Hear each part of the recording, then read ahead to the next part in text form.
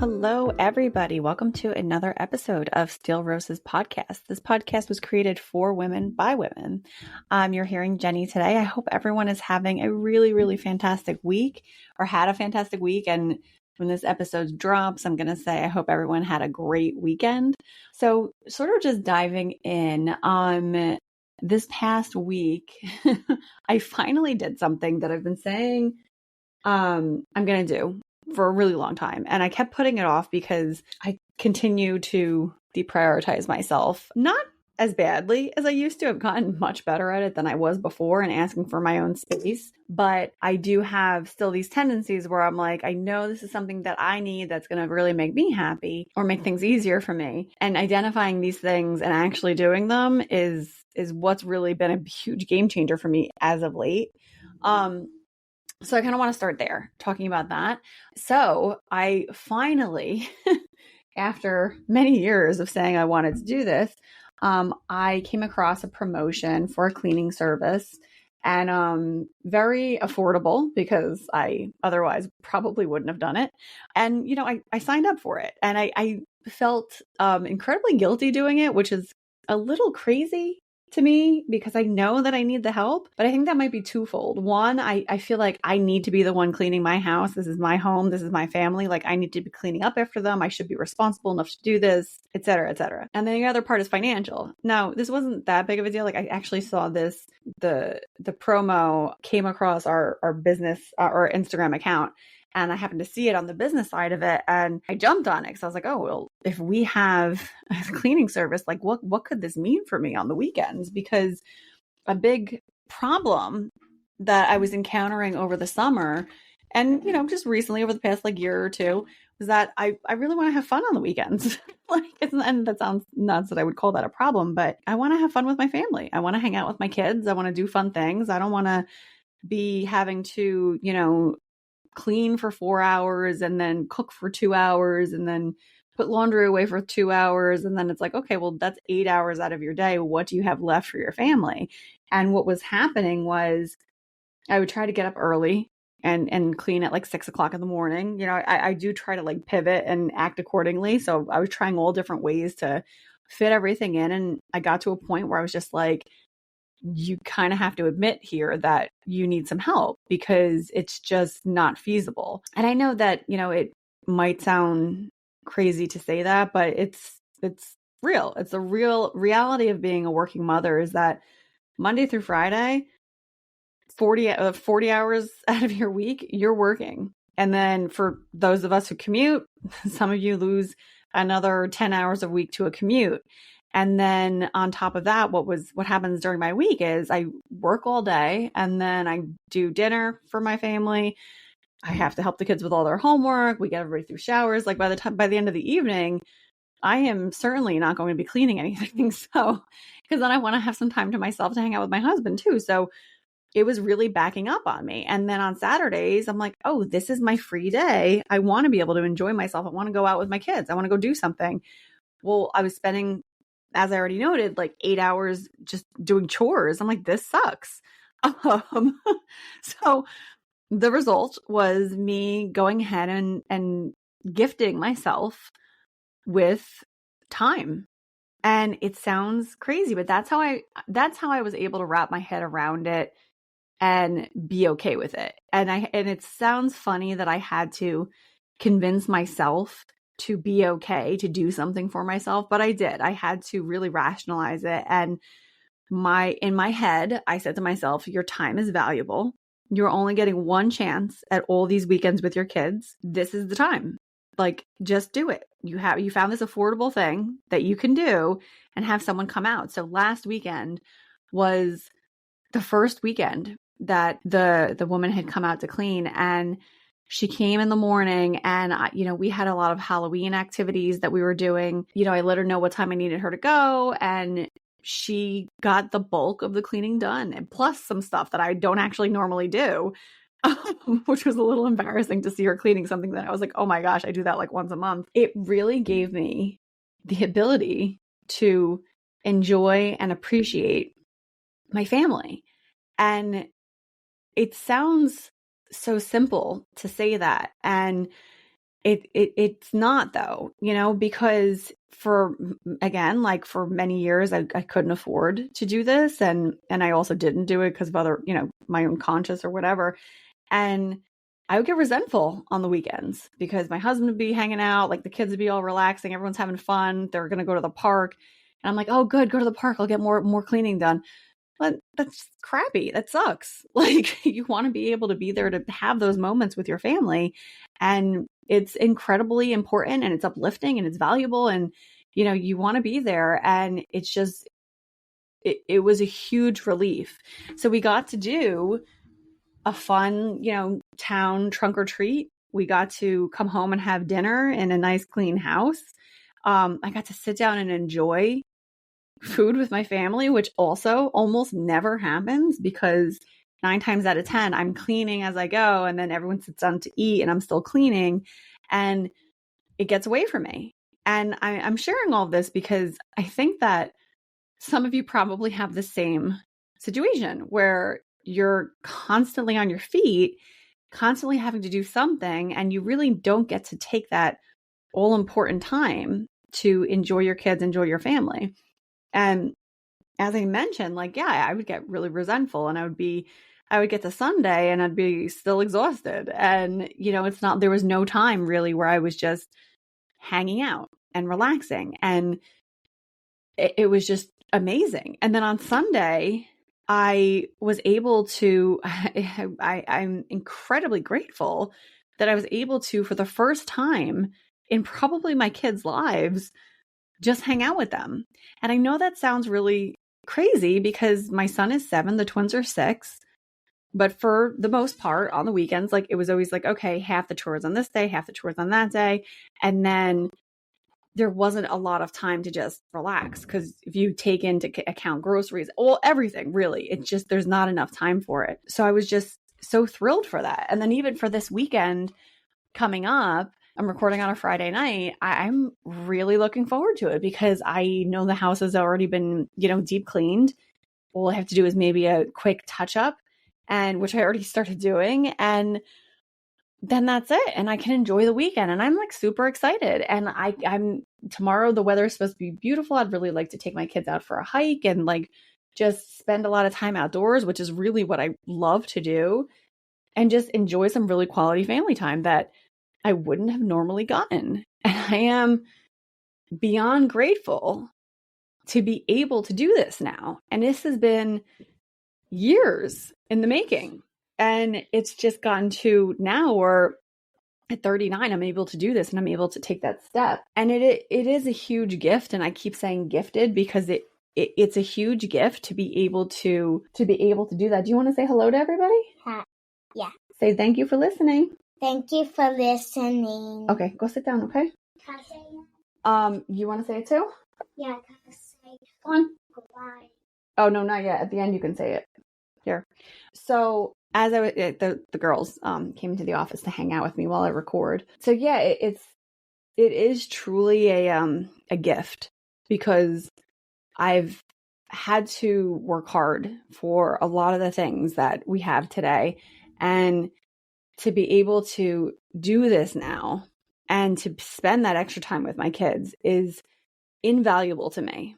And paying the price now of this service for as long as the promo lasts, I will probably extend past it because it's just something that has enlightened my being and my life and really brought more peace and joy and happiness to it. So it's really been a huge gift. I just wanted to share that with all of you. Now, I know that some of you might be listening to this and thinking wow, lucky you. And I hear you because, again, for a really long time, I couldn't do this at all. And I wouldn't have even thought of it. I used to clean the house when we were in our apartment. I used to clean it at 10 o'clock at night because that was the only time I could get to it. So it's really just come a really, really long way for me. And there's been so much behind this to get me to this point that it's astounding. And when I think back over the course of the past 5 years or 6 years after the kids had been born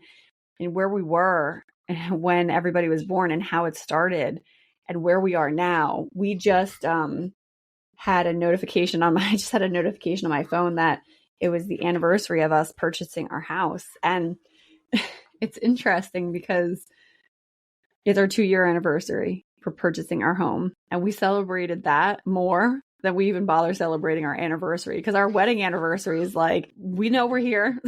and I know that sounds a little sad, maybe like unromantic, but I'm not really a romantic person.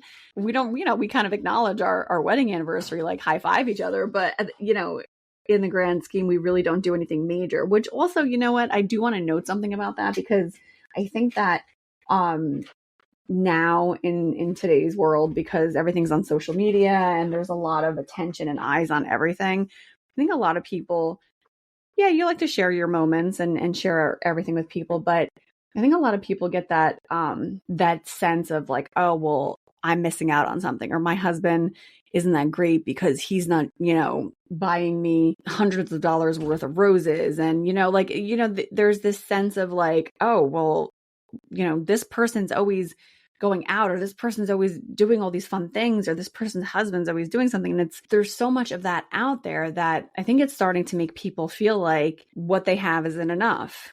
And it's like this epidemic of people just not being grateful for what they have, because everybody is putting this really polished, shiny image out there. And that's not the reality, really. Realistically, that's not the reality.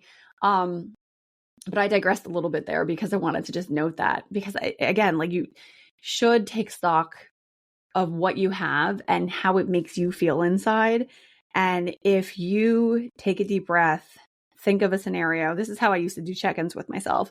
Take a really deep breath and take a moment to think of, your husband and your partnership, or your kids, or your job, and really take a minute to think to yourself, is this sparking joy in me? Does this make me happy? Is this a place where, I feel like I'm complete? And if the answer is no, then why? Why not? But if the answer is yes, then who cares what anyone else is doing? Be grateful, be happy for what you have, because there's so much more to it. And once you're grateful for what you have, more blessings come, and it's blessings on blessings on blessings. And I know that sounds really hippy dippy, and I've said that before, but it's really, really important. And being grateful and just appreciating everything around you. Like, I had jotted a bunch of notes down to myself like months ago, and I was looking them over today because it was notes that I wrote to myself a weekend that we had family staying with us.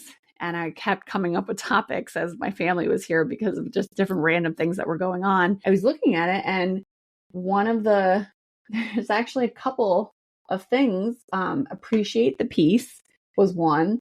So happy for our family that it makes me cry was the other one. There's a couple other ones I'll talk about too, but those two really kind of hit me. And I was thought back, and I flashed back to the weekend that everybody was here, and we had my stepkids, my grandkids, my in-laws. Like it was a really, really full house, but I love that so much. And I love having family around. And I grew up having my cousins around. As you know, my co-host Melissa, like, we grew up together as basically sisters, as close as sisters, as close as you're going to get.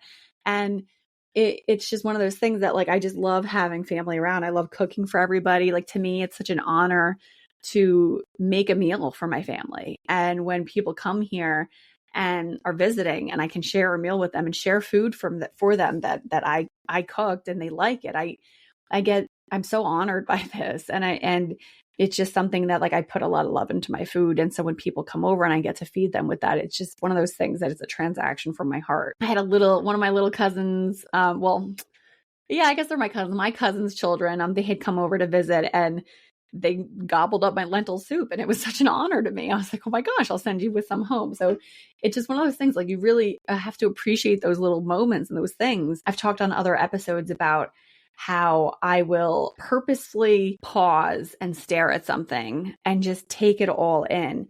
I do this quite a bit with the ocean, because the ocean to me is such a cleansing and tranquil place to be near. I'm so over the top grateful to be able to have the ocean in my every single day life, that I will meditate there for 30 to 40 minutes in the morning before the sun rises. And then I get to see the sunrise. And being able to see that is transcendent. It's the most beautiful thing. It's the most beautiful gift. And we get it every single day. It's just truly, truly amazing. One other thing, glancing at my little list of topics here that I've been sitting on. So on the note of having family visit, one of the things that we had noticed, because we like, my husband and I really do actually like to host people and have people over. And when we do though, our kids, they don't always take it well. And so that my son is 7, the girls are 6. So they're a little older now and they're able to understand things, but there's still a lot of prep that you have to do when you're having a lot of people over, because where our kids are used to it just being us in the house and that we're paying attention to them and we're interacting with them. When we extend past my stepkids and grandkids and we have a lot more family over, it affects them. And I don't know if any other mothers, I would actually really love to hear from other parents on this and how they deal with it. Because we've had a couple of parties at the house where, I was on my feet, I'm cooking, I'm moving things around in the kitchen because, again, like I love to cook. So I've been, I'm usually in the kitchen when we have people over, making sure that everything is like set up. And then my husband's a fantastic host. He's very friendly. So he's always interacting with everybody, making sure everyone's having a good time. He's making sure everyone has food. Is the food cooking? If we're grilling at the same time as me cooking in the kitchen, he handles that part outside. So there's a lot to it. And we're always exhausted afterwards, but it's always pretty beautiful having everyone here. But it does affect the kids. And they sometimes can't handle when our attention is pulled like that all day. So what we've started to do is we prep them and we talk to them and say, listen, we're going to have people over. So don't forget, when people are here, we're the host. And we talk it through with them and explain to them, like, so mommy and papi will be very busy, but we need you to help out too. We're counting on you, and we'll give them little jobs. That's what we did last time. And that seemed to work a lot better, because prior to that, there was a couple parties that we had here and it was family. It's not, anybody that they don't know, but they come seeking me and they're looking for me and they're like, mommy, like, I just want to play with you. Can we just play? And I'm usually like, again, like elbow deep in cooking something and I can't do it. So I think that's an important step too, to note, like making sure that, if you're entertaining or what have you, if you're having people over, just like prepping your kids, like, and I never thought of it before, but they're used to a routine. We're very strict with routine in our house. We're very rigorous with making sure we're staying on target with things.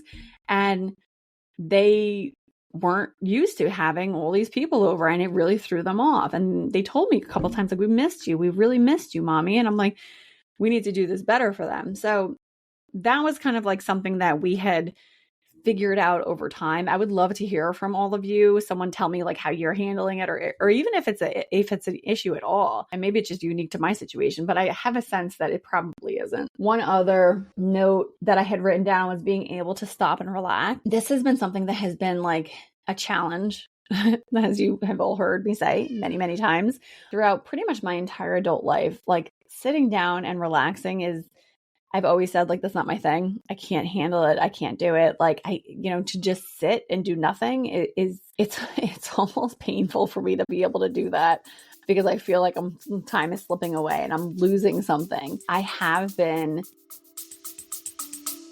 Let's take a quick break.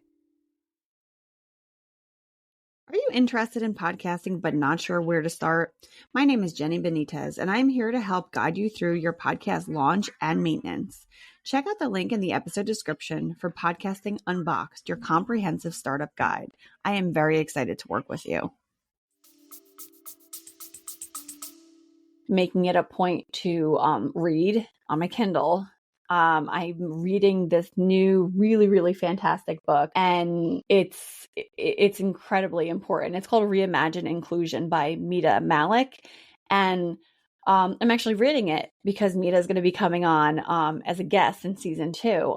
So I wanted to read through the book and get to know her theory and understand like where she's coming from on things.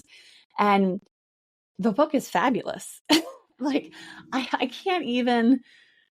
can't really express like how important this book is to me, because not just professionally. So inclusion that she covers in the book is professional. She talks about corporate being in corporate America and what it means to be a minority in corporate America and how leadership has to really change, how they're talking to people, how they're handling situations. We're all very much aware when there's these really horrible racial acts that happen, and it impacts societies, it impacts culture, it impacts everything. And everybody has deep feelings about these situations and how our leaders are addressing them, because work life is still life, and you cannot just plug away and expect your employees to plug away at something when something in the media has deeply disturbed them. And so it's important to acknowledge that, but in a graceful way.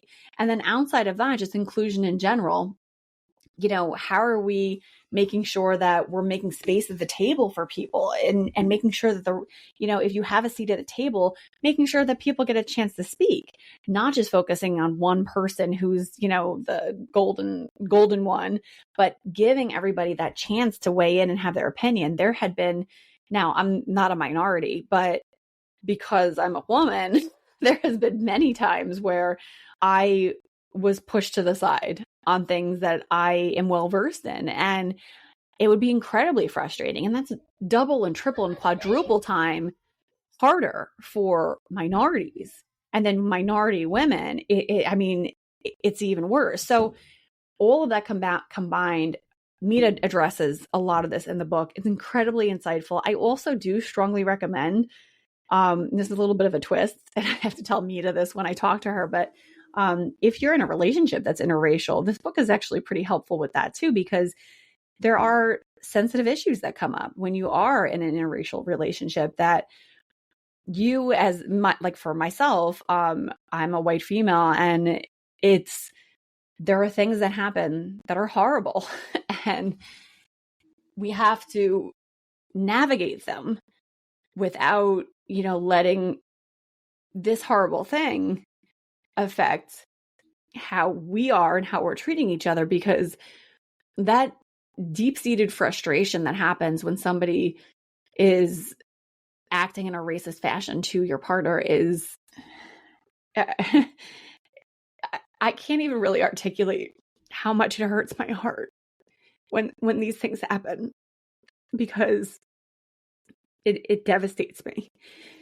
Because it shouldn't even be a thing. Like, it shouldn't even be something that is happening anymore. Like, we have common sense people. We're all people. We're all just here trying to survive and trying to make it through the day and trying to provide for our families. And these kinds of things shouldn't even be happening. It shouldn't. It should not be a thing anymore.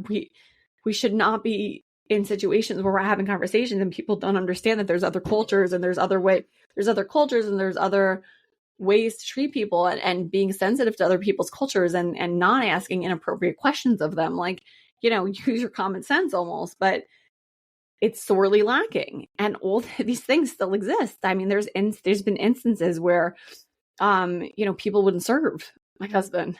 So it's wild to me. And yet I witnessed this, and it's just something that has been, not impacting us, tremendously, but it is something to talk about. So, again, I digress a little bit, but I'm just kind of sharing my list with you guys.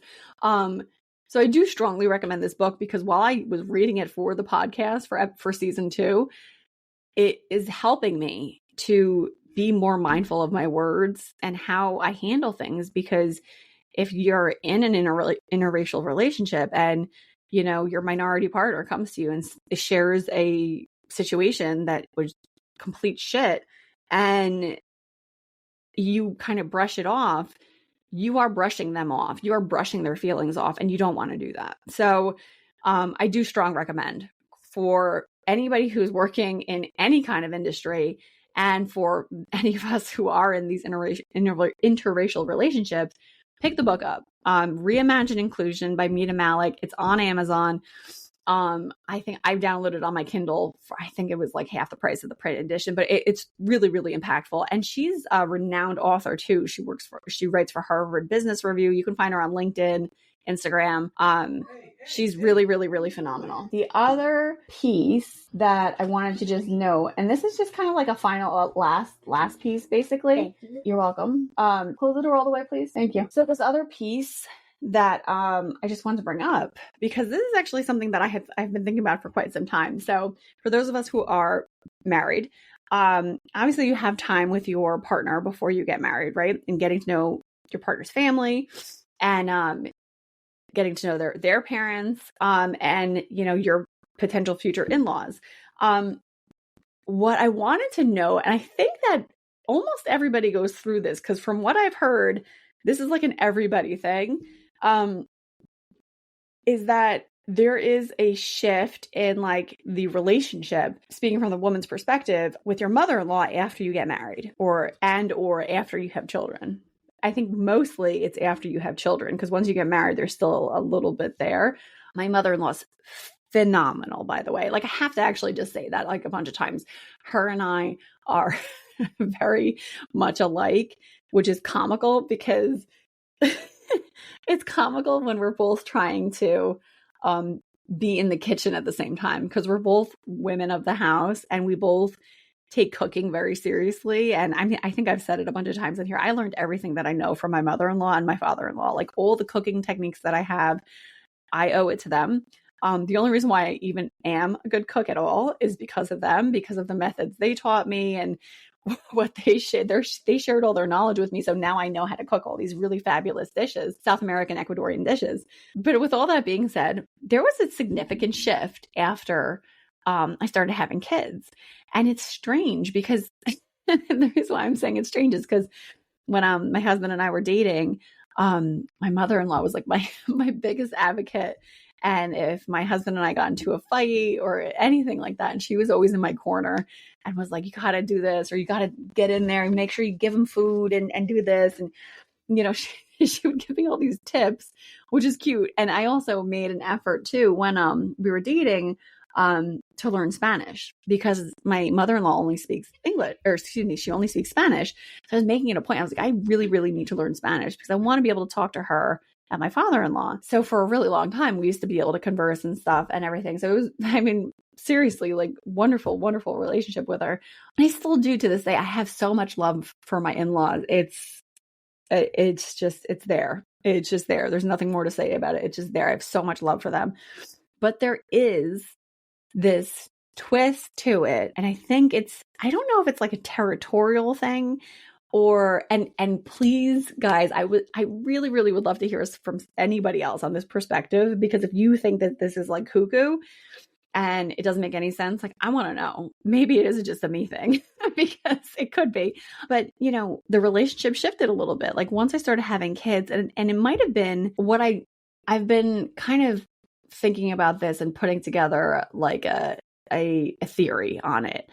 When you have children, and we've talked about this on other episodes, but when a woman gives birth to a child, even if it's C-section, when you have a child, something chemical changes in your brain that, and it's a quantifiable, tested thing, that there's a chemical change in your brain, and different areas of your brain will light up after you have children.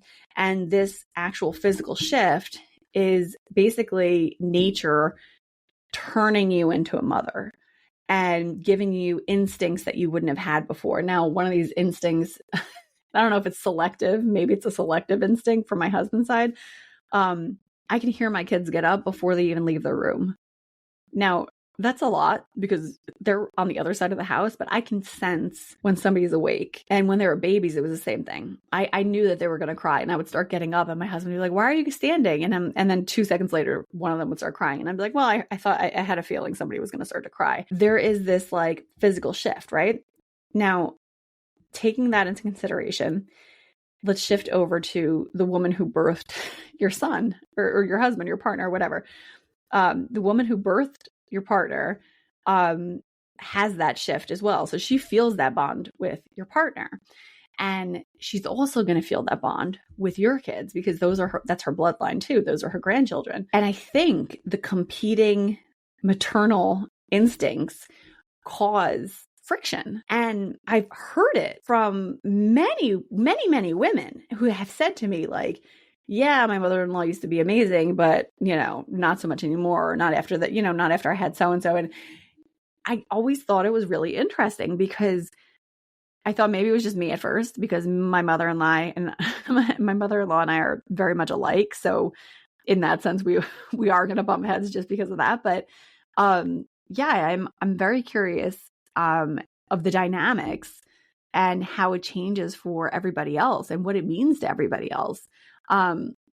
Because I think there's something there. Now, my father-in-law and I are just fabulously get along because, again, I have so much love for them. It's over the top. So those were my thoughts from the weekend. And again, this was like months ago that I had made this list of just like topics that I would kind of came to mind when my family was visiting. So outside of that, just kind of like a brief update on like my week, because again, like guys, the whole premise of this podcast was me wanting to give you all a very realistic picture of motherhood, working momhood, whatever you want to call it. Because the problem that I think we currently have in society, outside of all the other things, but one of the things is that there isn't a realistic picture. And so because women are trying to fit into a mold of perfection, you start to get resentful and unhappy in your own situation. And it shouldn't be like that. And so I just want to give you a really realistic picture. So I talked about how I had got this cleaning service. That was a huge weight off my shoulders, like huge. Now, again, that was my first time really having someone come and help with a regular cleaning cycle. So again, like massive gift. But outside of that, my weeks are always really crazy, and they go so fast. I mean, Monday comes and I'm like, oh, Mondays. But then literally I blink and it's Wednesday, and then it just flies. Like the fact that I'm already looking at Black Friday ads is like astounding, which also means that my birthday's in 3 weeks or 4 weeks. But yeah, my week was flying. Now this week, so last week, or 2 weeks ago, I was really busy with a project at work, and it impacted my home life. And the whole week, I really couldn't go in deep with my kids on their homework like I was, or I have been. And to be perfectly honest, no one did well on their homework that week, and nobody did well on their spelling tests that week, because I just couldn't give the same amount of attention that I would have really liked to do. Now, I reached the end of that week, and it was like the evening before the cleaning person was coming. And I had a talk with myself about it and said, like, Jen, you cannot do this again. It's something that like I haven't been doing. I have been making it a point to make sure that when I disconnect, and that I'm not trying to cram a bunch of work in during the week. Now that I do have this gift of a cleaning person, I'm going to be moving all podcast work to Saturday mornings and Sunday mornings. And that way, weeknight evenings, and then the weekends, daytime and evening, I am family focused. And that's what I want. That's my goal at the end of everything, is making sure I have that time. So at the end of that week that I was busy and I had been neglectful with my kids' homework, I had made sure that the teachers knew that it was a my fault thing, and just let them know, like, please just take it easy on them, kind of thing. I'm very grateful for the teachers that we have, because they very graciously understood and said they got it and they understand. So this week I was being very particular about making sure that I stopped work at a certain time. I was there for my kids, made sure that everybody had dinner on the table, got everyone's routines back in place, made sure I read with every single child every single night, and studied and did their homework, and made sure that all happened. And I think part of that was also due to the uplifted boost I had gotten that weekend, having that cleaning service come in, and it carried me all the way through the week to this weekend. And now I'm so looking forward to the entire weekend, to being able to, yes, I have a couple little chores here, but nothing major. And I can truly just enjoy my family. And that's really what I want to do. And that, at the end of the day, I think that's what's most important. So if you've had a tough week, I want to hear from you. I want you to reach out on Instagram or via email. So Steel Roses Podcast is on Instagram. Via email, it's steelrosespodcast@gmail.com. You could also access us through the website. It's www.steelroseswomen.com. You're having a tough week, come and find me. I want to hear. I'm here. You can vent to me. I post very, very frequently on LinkedIn. I know it's like not the popular platform, but I love LinkedIn because it's very informational. A lot of it is, fact-based, and that I always greatly appreciate. I'm here and I'm always happy to connect and I'm always happy to support. And that was, again, like one of the founding things that when my cousin and I had talked about doing this podcast was, making sure people felt supported, that this is a safe space. This podcast is for real life situations. And realistically, life is not perfect. It's messy. That's okay. It's okay to be imperfect. It's okay to be messy. But what are we doing with that is going to be the most important thing. So I leave you with that thought. What are you going to do with this life? What are you going to do with this mess, even if it feels horrible? What are you going to do with it? What can you do with this mess? And how can you make things pivot? I'm truly grateful for all of you listening. It's really been amazing watching the podcast grow. Not watching, since I've been heavily involved, but like seeing the podcast grow from just our family listening to the first episode and giving us props to we have downloads in North America, Europe, Africa, and Asia. And it's just phenomenal. And I'm so grateful especially for our weekly listeners who really have been with us every week and follow everything. I just am incredibly grateful for all of you.